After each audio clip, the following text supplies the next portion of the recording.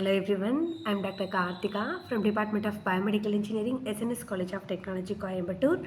In this September 2025 lecture series, we are going to discuss about IIR filter design techniques. Shall we start? First of all, we have to know about filter design techniques. We know that any discrete time system that modifies a certain frequency range because we need discrete signals for maintaining proper precision and accuracy in the final output. See the block diagram.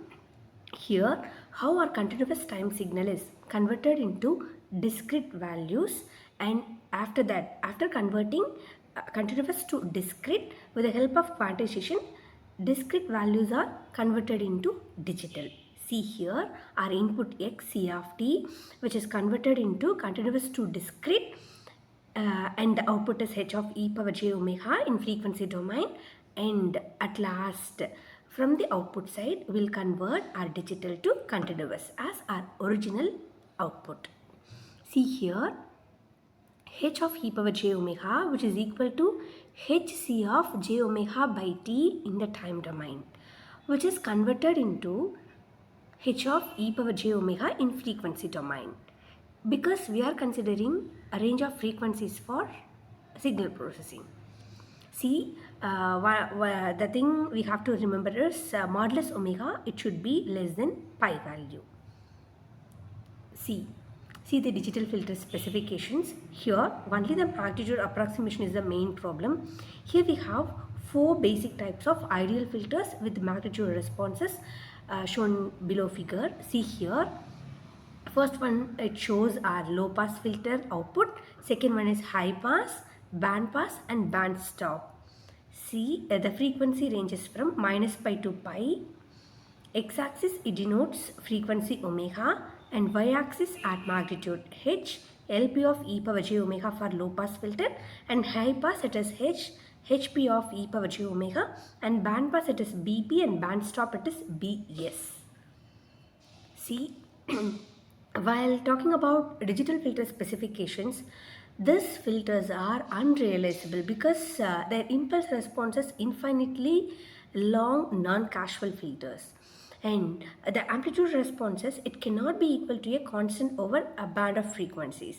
Here we have to obtain an ideal amplitude squared, and from that sequence, from that output, we'll realize our filters. See the realizable squared amplitude response transfer function, and the differential continuous in omega domain, frequency domain. Here such functions we have IIR, it can be infinite at point, but around that point it cannot be 0. If FIR cannot be infinite anywhere, hence previous differential of ideal response is unrealizable. See our digital filter specifications. For example, the magnitude response of a digital low pass filter, it may be given as indicated below. See the diagram. Here we have 0 to omega p as pass band frequency, and omega s is stop band frequency, and up to omega we have frequency range. Here our input is our input continuous signal, and our output, see the output and magnitude, which is plotted against omega and g of e power j omega. See here in this digital filter specification, omega p is pass band edge frequency, omega s is stop band edge frequency, and del p is peak ripple value in the pass band, and del s is peak ripple value in the stop band. See the digital filter specifications. Here the practical specifications are often given in terms of loss function, which is measured in dB. Here it is g of omega, which is equal to minus 20 log 10 modulus g of e power j omega, and peak pass band ripple alpha p, which is equal to minus 20 log 10 1 minus del p dB, and minimum stop band attenuation is measured in alpha s, which is equal to minus 20 log 10 del s in dBs.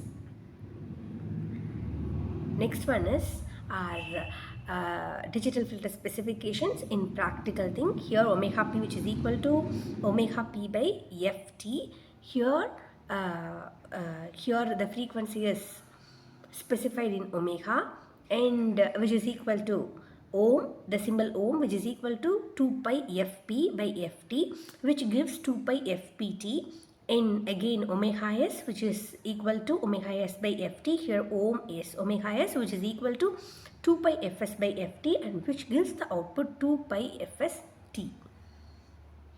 See the example. Here fp is 7 kilohertz, ft is 25 kilohertz, and fs is 3 kilohertz. Then our omega p, which is equal to 0.56 pi, substitute in the previous formula, we'll get omega s, which is equal to 0.24 pi. See, and this IIR digital filter design. First, we have to convert our digital filter specifications into an analog prototype low pass filter specifications, and then we have to determine the analog low pass filter transfer function HA of S, and then we have to replace the transform with the help of H of S multiplied with G of Z. Our transform function, it should be multiplied with our H of S. Then only we will get the realizable output as our precise input. Here the thing is, we have to remember one thing. First one, our input is analog. Here that analog continuous signal which should be transferred, and which is obtained in exact 100% output in the output side.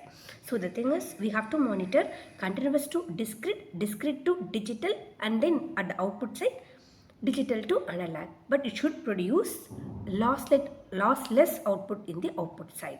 That is our main goal. For that design, for that purpose, we use IIR techniques like Butterworth, Chebyshev, impulse invariance method, bilinear transformation, like that we are using it.